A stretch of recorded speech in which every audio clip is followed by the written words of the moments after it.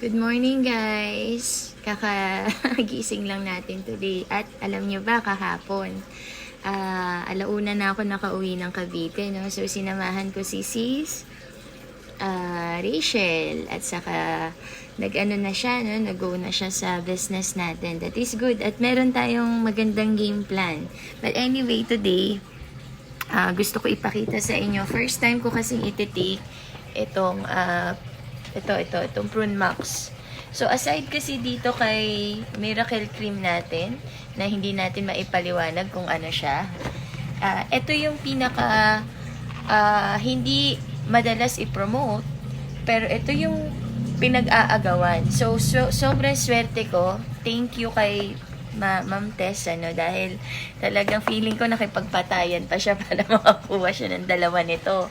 Tapos, may tatlo to dito pa yung iba sa likod, no? Just to be sure na, ayan. Yan, isa, dalawa. Okay, so tatlo.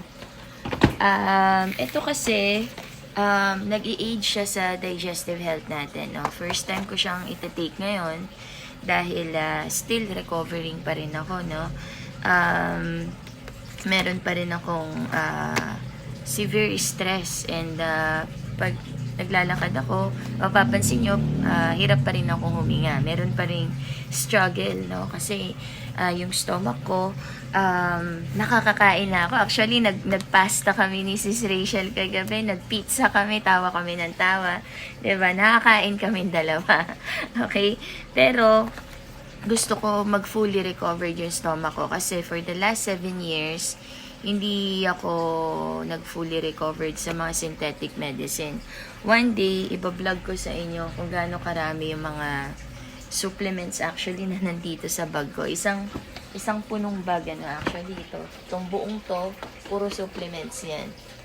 Okay, nagtumitimbang siya ng mga 6 kilos. No, yung mga supplements na yan. So, anyway, ito na siya. Okay, ito yung itsura niya, guys. No, ito, yan. Kalagay, ano siya, meron siyang parang stem cell or ng prunes from California. Pomegranate. Nasa Africa ako, ang pomegranate is napakaganda. No, pulang-pula siya. Parang ganito. Yan, ang ganda ng kulay niya. Nanggagaling siya sa Egypt. So, from Egypt, binababa siya papunta sa Zambia. And malamig sa Zambia, no? Maganda ang quality ng mga prutas doon. Akala ko nga, mainit doon eh. Pero, actually, malamig-lamig siya. So, ganito yung ginagawa niya, no? So, ginawa nila ng study, nagagawa niya sa colon ng tao. Tapos, unique yung ating vitamin C, no? May patent siya. So, ito yung nangyayari sa katawan, no? Meron siyang hydroxytrix acid, HEA. Ayan. Sa akin naman kasi hindi ako technical sa mga kung ano-ano meron dyan. Alam niyo yun. Ang akin lang, pag gumaan ang pakiramdam ko, effective yun. Hindi ko na ipapaliwanag kung ano-ano. Mawala yung paos ko, yung stress ko, yung hirap ko sa paghinga ngayon. Tapos yung stomach ko, lumiit. And then at the same time, magde-bloat ako. And then, hindi na siya mahapde. Hindi na ako nag-a-acid. Hindi na lumalabas yung acid. Kahapon during the seminar, pahid ako ng pahid. Kasi medyo inaatake na naman ako ng acid. Hindi ako makababa for dinner. So, nagpupahid-pahid ako. Yun. Actually, muntika na ako sabi ko may acid na lumabas. Ang ginawa ko, lumabas ako ng room. Pero, afterwards, gumaan yung pakiramdam ko. So, anything talaga na ang hirap, no, pag may digestive problem ka. So, I really hope na yung reason kung bakit pinagkakaguluhan to at nagkakaubusan. Ibig sabihin lang nun, ang lakas ng movement ng product sa atin. Ibig sabihin, kung nagkakaubusan, no, ibig sabihin talagang fast yung turnover ng replenishment. Kasi bagong stock na naman to eh. Magre-replenish na naman sila na October 13. So, kung meron akong 3 box dito, and then sa 3 box masubukan ko siya, talagang mag-effect siya sa akin. Kasi hindi ako yung tipo ng marketer na sabi kasi ng iba maganda. Talagang dadaanin ko sa testo, no? Marami akong ginagawang experiment sa product. Kasi gusto kong patunayan. Okay sa akin na gumastos. Bilhin, tikman yung product, itry, bago ko siya i-promote sa iba. Kailangan ako muna. Saglit lang. So, kailangan talaga na ganun, no? Yung gagawin natin. Kasi, just because other people believe, mag-believe din tayo. Susubukan talaga natin yan. So, anyway, tikman natin, no? Ano kaya lasa nito? Sabi ni Sir Ace, no? Hi, Mommy! I'm really hoping and praying talaga na ito na yung magiging solution. Because for 7 years,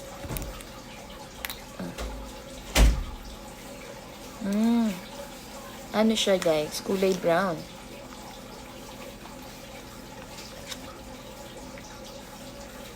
Oh, may prunes. May prune juice.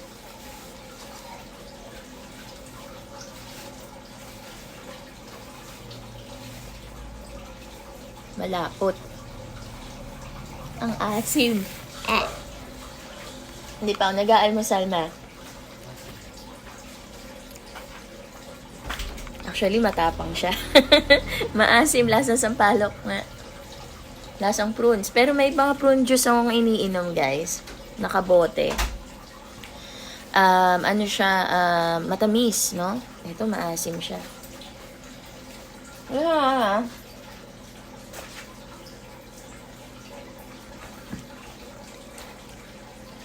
Dami.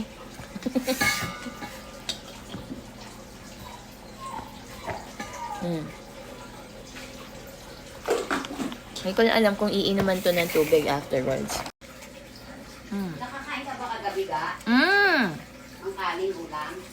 Pizza, pasta. Kasama ko yung tropa ko. Hindi dito. Dito, hindi na. Busog na ako eh. Yun na lang ulam natin. Di mo tinira ng pizza? Naubos ko na. Ay, Pangalawa ko na to, ma. ano ba yaw? Pare. Ano? May prunes. Ay, Prunes. anong klaseng prutas? Halo-halo. Meron siyang acerola. Kaserola.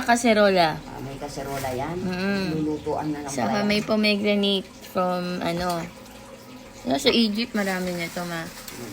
May binababa yan sa Zambia. Tapos prunes, California prunes. Pero syempre, extra kang kinukuha doon. Siyempre, ano to? Yung pinaka-ano niya. Magkano raw yan? Mura lang. 2,000? Oo, pagka discounted na. 1,000 plus na lang. Puro mga na siya, yung mga stem cell, yung mga Kompleto na siya. extra para sa stomach. O, bili ka na, mama. Bis, bilhan mo na ako. Kaya, hopefully, mag-okay siya sa akin, na. Kasi kailangan ko ng miracle. Diba? Tingin ako niya, man. Yan, Sony. Sige naman.